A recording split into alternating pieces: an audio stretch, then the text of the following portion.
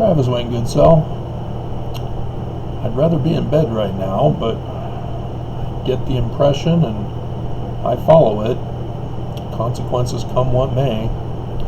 And those consequences are typically Mormons and YouTube who attack me. YouTube, on my TWG channel, has been messing around with my hold for reserve comments. Not sure what they're doing there.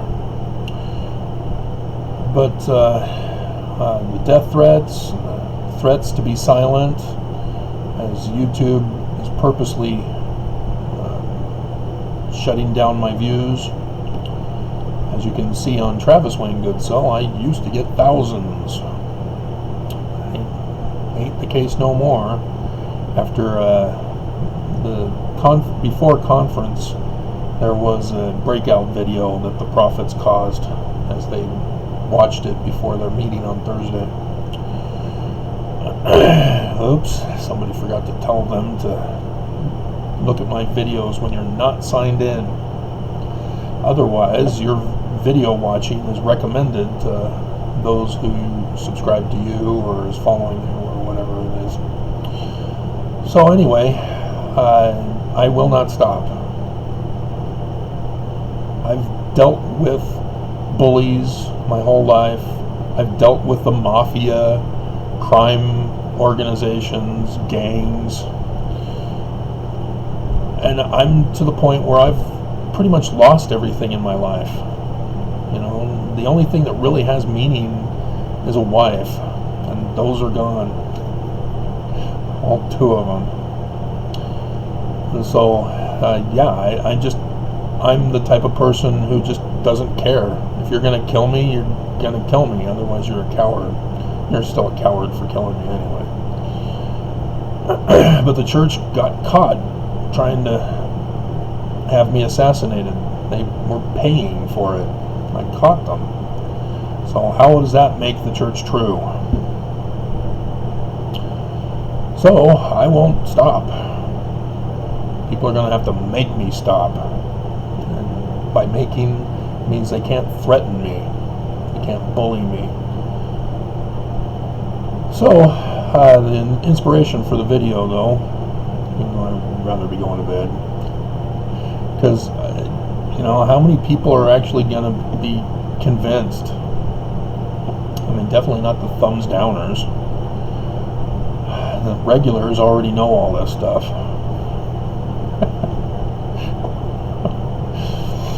But growing up in the church, we are assigned a specific curriculum for church history, for everything. Everything is correlated, and it's the same lessons and such all around the world in the different languages. And so the church is able to harmonize it, and it would be a great thing to have done, except that they leave stuff out. And when it comes to church history, there are lots of stuff that Mormons are still not being told, and they're not being told the correct information.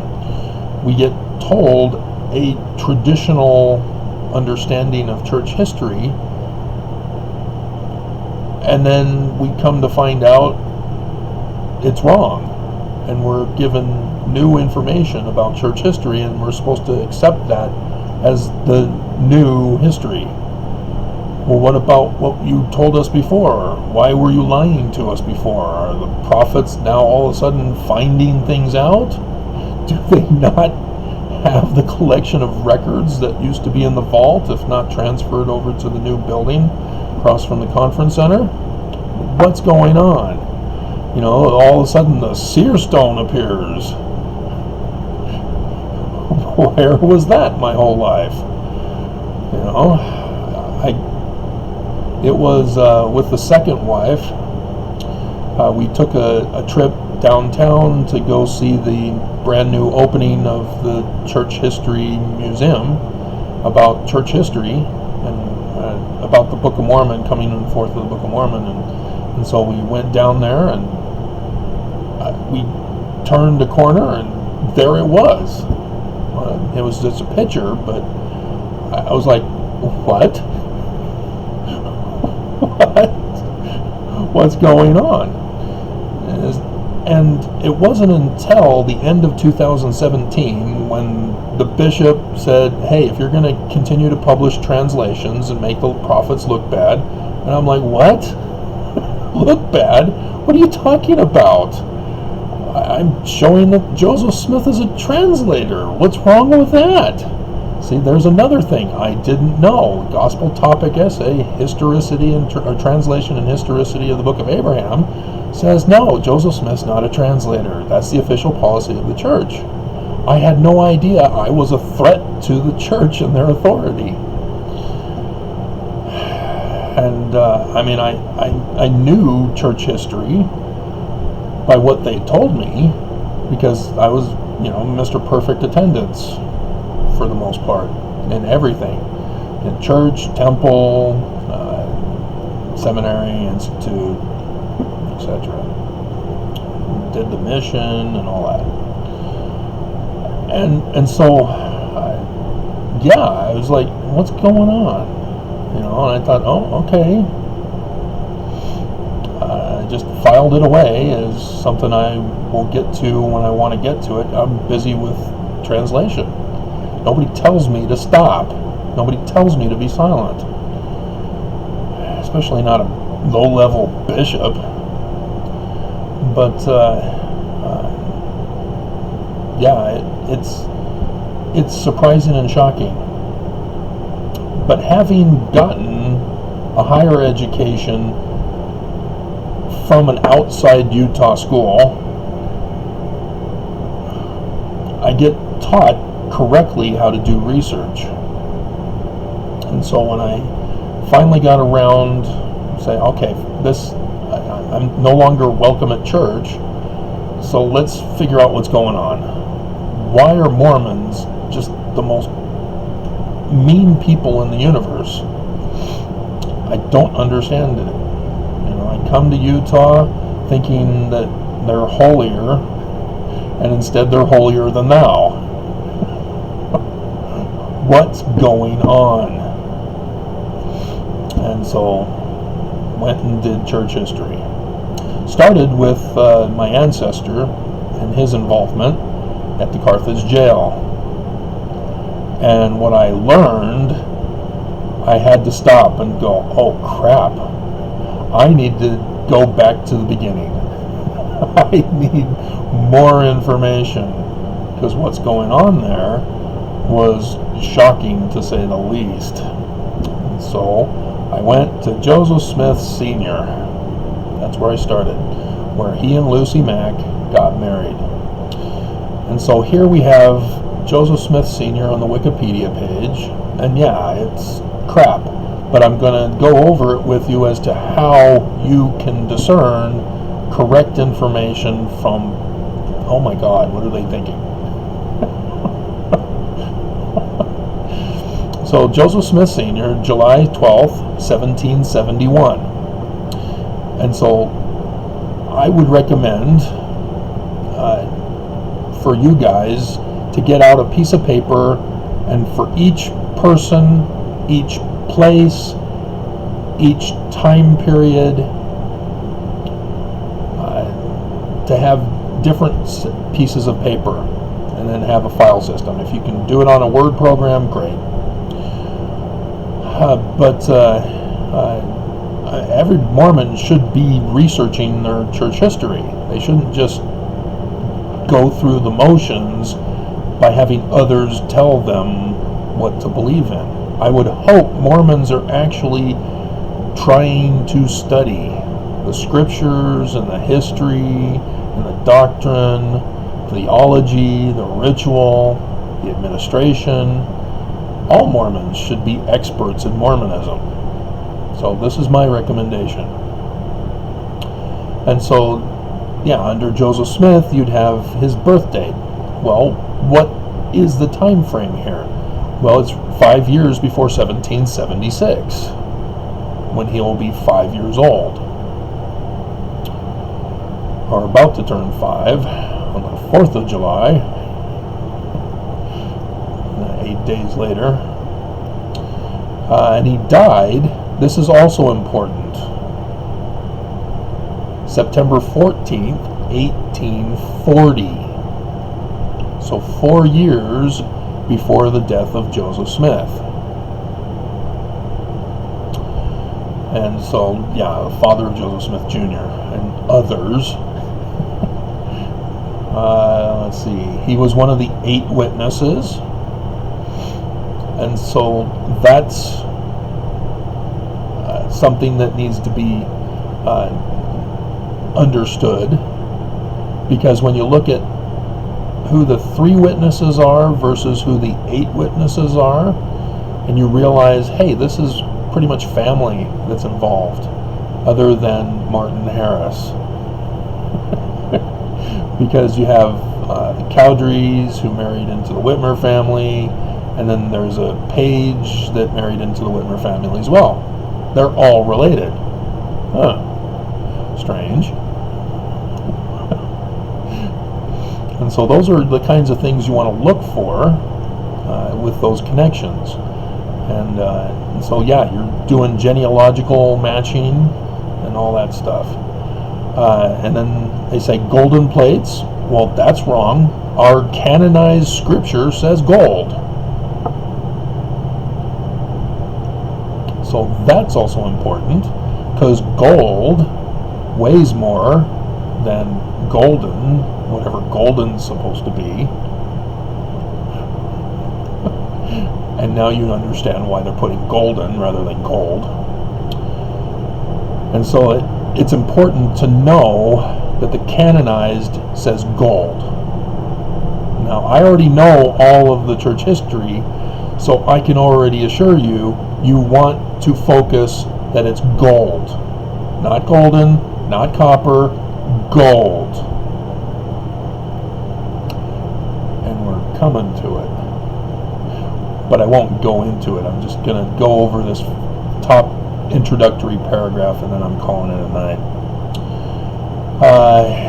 In 1833, he was named the first Patriarch of the Church of Christ.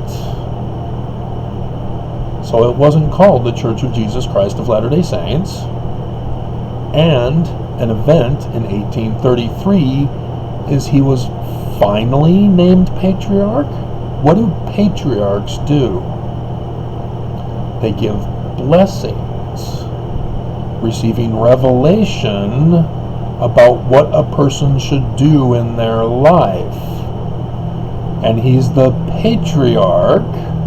He'd already been the patriarch of the family. That is important to know as well. In 1834, they're messing around with lies. Because the one text that they're talking about changing it to is not correct. Joseph Smith was talking about it, but he wasn't renaming the church. And I don't think anybody understood that, except for Brigham Young wanted to rename it anyway, but that's deeper into your study. But just know that it was called the Church of Christ, not Jesus Christ. Joseph Sr. was a member of the First Presidency. That's important to know. But it doesn't say when. And so Sidney Rigdon and his dad are in the First Presidency. Huh. That's important to know, because the First Presidency are the head leadership of the church. And it's Sidney Rigdon. Those who are regulars already know where that's going. And Joseph Smith Sr. Remember? Gold plates. Patriarch. First Presidency. and a Freemason in Ontario Lodge number 23 of Canandaigua, New York. And they're claiming a citation is needed. Oh dear God.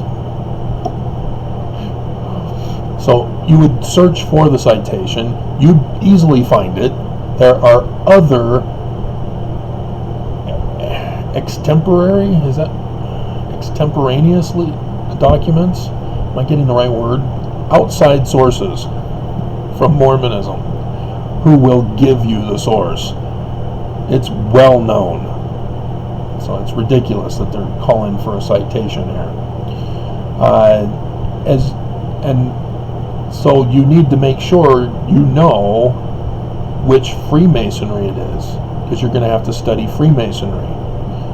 And there isn't just a general Freemasonry. There are two main ones, Scottish Rites and York Rites, and you're going to need to know the distinction between the two. And then the location, Canandaigua, New York. Because when you get to another church history figure, Heber C. Kimball, to give you a little cheat, you're going to come across that again, and you're going to go, what? Because down in the early life, in the second paragraph, it says he was raised to the degree, rank, of Master Mason. That's why it's important to know the different lodges, different York Rites, Scottish Rites. On 7th of May, 1818.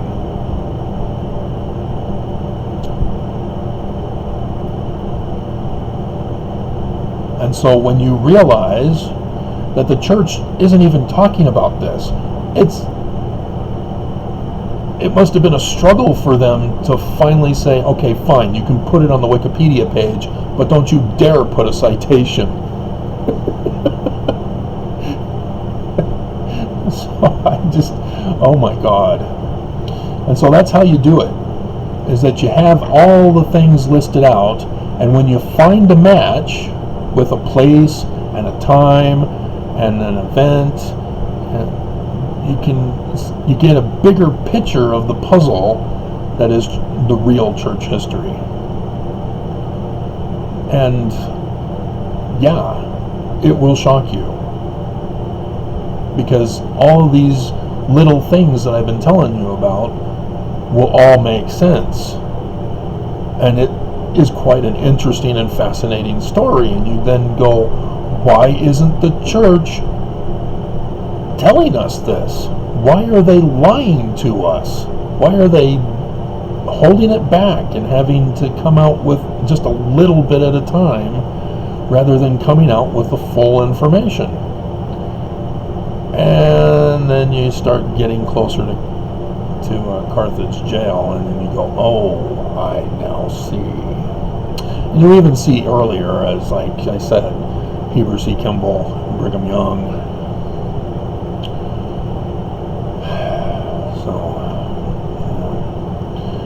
So yeah, even with Harmony Susquehanna River, Pennsylvania, there's some problems with that. So those problems you need to keep an eye on, because Harmony Susquehanna River was no longer named that by 1818, let alone 1827, when Joseph Smith supposedly went there. So why is he calling it that when it was not called that when he got there? Again, these are things I already know, and I'm giving you tips and clues if you haven't seen those videos. And so I don't understand why Mormons are afraid. They shouldn't be, unless they think that Brigham Young's branch off must be true, otherwise their whole lives are over. Like I said, nobody threatens me. People will either tell me the truth or I will find it for myself. And if it turns out that Joseph Smith is a witch who started a child sex cult for the purpose of obtaining money,